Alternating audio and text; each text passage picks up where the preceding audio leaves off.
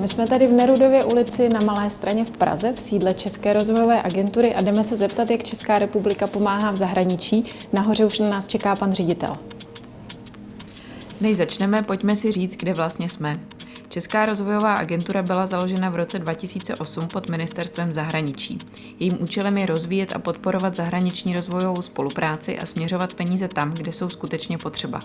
Agentura spolupracuje jak se soukromými podniky, tak s neziskovými organizacemi a univerzitami, které podporuje skrze granty a dotace na konkrétní projekty. Hlavním cílem její činnosti je snížení chudoby a zlepšení kvality života v řadě zemí.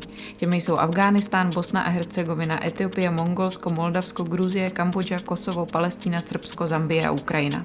Česko pomáhá v mnoha oblastech. Umíme poradit na místě, předat know-how a vyslat zkušené experty. Projekty směřují k tomu, aby se do rozvoje společnosti zapojili všichni, včetně znevýhodněných skupin obyvatel. Dobrý den, my jsme tady kvůli tomu rozhovoru s panem ředitelem. Můžeme dál? Ano. Dobrý den, pane řediteli. Tak děkujeme, že jste si na nás udělal čas. A máme takovou zahřívací otázku na úvod, protože to je to, co nás všechny pálí nejvíc. A to je, dá se zastavit migrace? Migrace je přirozená, těžko se dá zastavit, ale určitě se dá zpomalit. A když ji tedy nelze zastavit, tak může nám být také k něčemu dobrá? Může. V některých oborech tím získáme mladou pracovní sílu. To je určitě pravda, ale co když se mezi těmi mladými lidmi vyskytnou také teroristé? Co budeme dělat potom? No tak takové radikály a extremisty musíme umět odhalit. Ale nezapomínejme, že většina těch obyčejných lidí prchá před stejným terorismem, s kterým bojujeme i my. A jak tedy konkrétně bojuje Česká rozvojová agentura? Česká rozvojová agentura bojuje proti chudobě. Zlepšujeme podmínky pro život přímo v těch místech a zemích, kde se ti lidé narodili.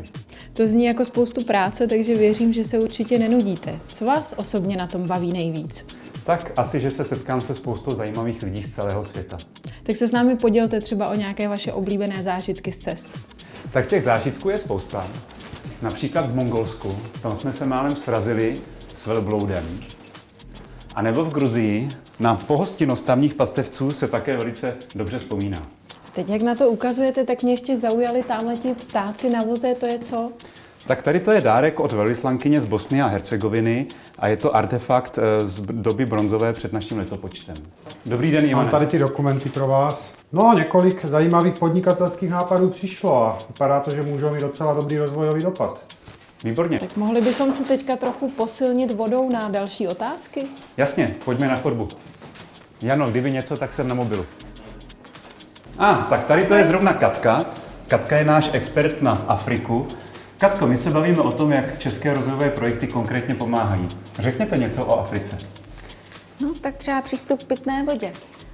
V Etiopii je spousta oblastí, kde ženy chodí i 10 kilometrů pěšky pro vodu a nesou takovýhle barel 20-litrový na zádech. No a právě naše projekty přibližují tu pitnou vodu k lidem. V letošním roce zasáhlo Etiopii sucho a nejvíc jsou právě postiženi drobní farmáři. No a právě čeští experti spolupracují s farmáři ze Sidamy a z Alaby a společně nacházejí postupy, které reagují na změny klimatu.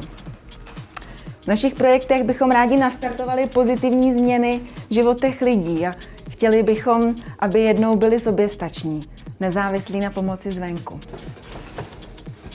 Tak pane řediteli, ještě poslední otázka na vás. Mě by zajímalo, co ještě dnes musíte udělat, než si budete moct jít domů odpočinout. Tak počítám, že ještě budu muset podepsat pár dokumentů a taky zavolám do Vídně, protože s rakouskou agenturou máme společné projekty. Tak já vám budu držet pěsti ve vaší další práci a moc děkujeme za váš čas. Díky a sledujte nás na webu, Facebooku a Twitteru. Naschledanou. Nashledanou.